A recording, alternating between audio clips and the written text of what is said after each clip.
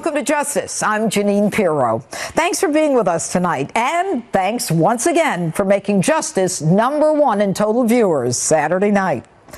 Well, you just saw it happen live. President Trump welcoming American Joshua Holt back to the White House 2 years after he was taken hostage and imprisoned in Venezuela. We'll be talking about this more tonight and throughout the hour. White House Press Secretary Sarah Sanders, Senator Lindsey Graham, Congressman Lee Zeldin, and Ann Coulter are all with us tonight. But first, my opening statement. This Memorial Day weekend, as we honor more than 1 million servicemen and women who sacrificed their lives to defend our nation and our freedoms, we come face to face with hard evidence that the deep state planned to take down our duly elected president. A deep state from President Obama on down that did everything in its power to destroy Donald Trump. The latest? A spy placed in the Trump campaign. Sound loony? Well, last year we thought you'd have to be wearing a tinfoil hat to believe President Trump when he said that he'd been wiretapped. And now we know secret surveillance was conducted on at least 7 Trump associates. An unmasking of Americans done at a 350% increase in the presidential election year by Obama deep staters. And now we find out a spy was placed by the FBI in the Trump campaign. You can be sure that there's more as the DOJ and FBI fight the release of information sought by Congress. So, will they ever admit there was a spy?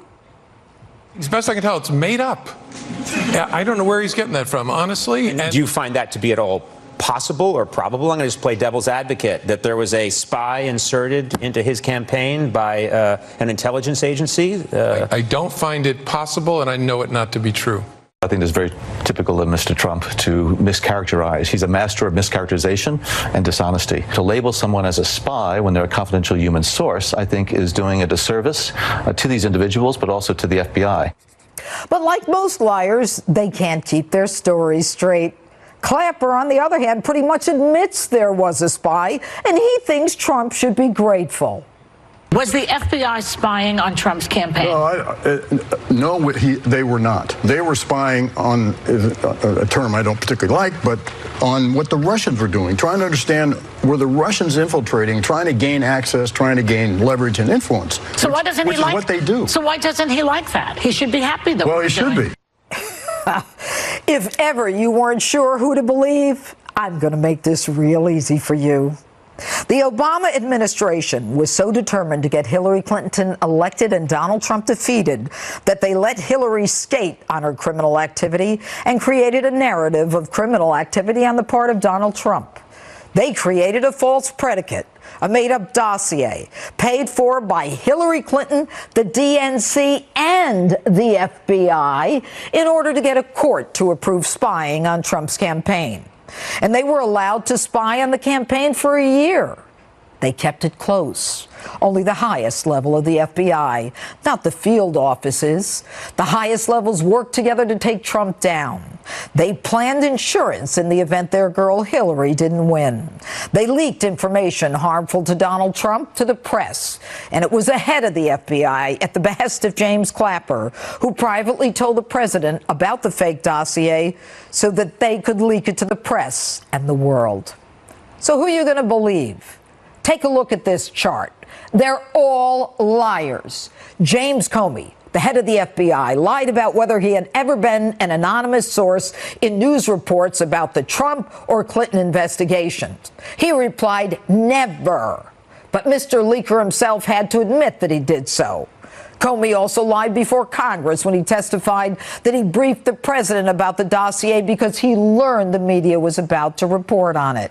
In truth, Comey briefed Trump for the very purpose of getting that dossier out to the public. And Comey said his investigation of Hillary was thorough. In truth, he wrote an exoneration memo long before essential witnesses were even interviewed. And of course, his deputy director, Andrew McCabe, that I didn't even put on my chart, lied so many times the guy had to be fired. And to get someone to fire in that agency is amazing. And Attorney General Loretta Lynch, who pushed to call the Clinton investigation a matter, lied when she said there were no emails between her department and the FBI when she used an email with a fake name to write about her infamous tarmac meeting with former President Clinton. James Clapper, another hoot, the director of the National Intelligence Agency, pretty much lies whenever he opens his mouth, like when he lied before Congress in answer to a quite direct question about whether or not his agency collected data on hundreds of millions of Americans. He said no, not wittingly. He also lied about the Trump dossier, saying he never leaked it to CNN. He since admitted that he did, and now he's on CNN's payroll.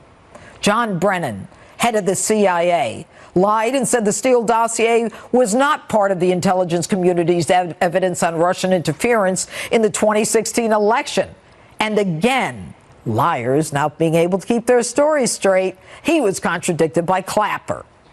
Now, you remember Susan Rice. Her lying started long before Benghazi and that despicable video.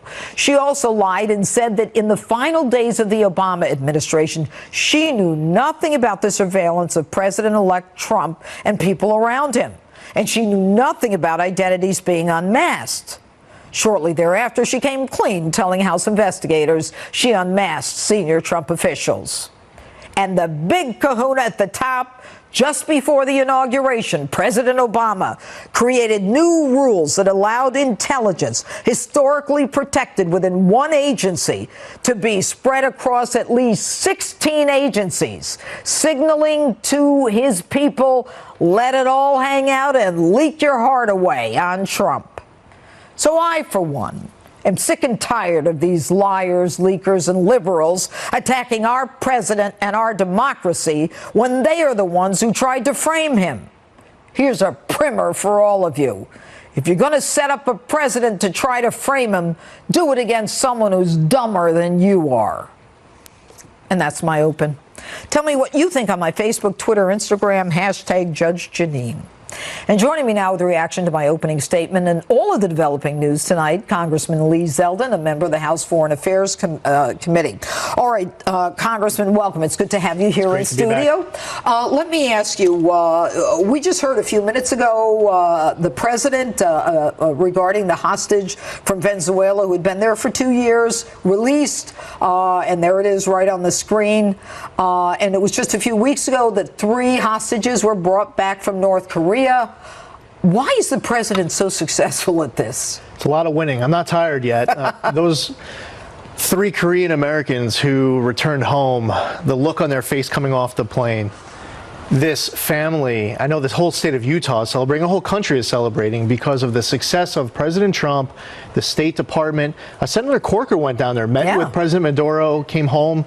I know Congresswoman Mia Love. These members of Congress were personally, any opportunity they could to speak to the president, to Secretary Pompeo, to colleagues, other ambassadors to other countries, they did whatever they can to make sure that he was coming home and his wife. That's amazing. It really is. And, you know, when you think about the young man who was in North Korea, tell me his name.